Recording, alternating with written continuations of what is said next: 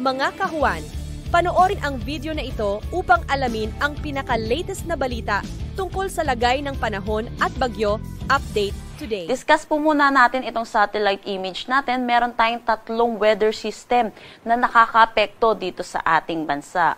Una na dito ang northeast monsoon or amihan na patuloy na umiiral dito sa may extreme northern Luzon. Samantala, meron din tayong Intertropical Convergence Zone or ITCZ na nakakaapekto dito sa may Palawan, Visayas at Mindanao.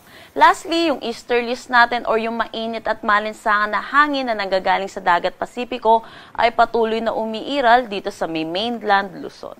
Para naman sa magiging panahon natin ngayong araw dito sa Luzon, dulot ng Intertropical Convergence Zone or ITCZ, mataas ang tsansa ng mga kalat-kalat na pag-ulan dito sa may Sorsogon pati na rin dito sa may Masbate. Samantala, dulot naman ng Northeast Monsoon, makakaranas ng maulap na papawirin na may mga pag-ulan dito sa may Batanes at Babuyan Islands. Dulot pa rin ng itong Intertropical Convergence Zone, inaasahan natin mataas ang tsansa ng mga pag-ulan dito sa may Eastern Visayas, Central Visayas, Caraga, Northern Mindanao, Sorsogon at Barm, pati na rin dito sa may Zamboanga Peninsula.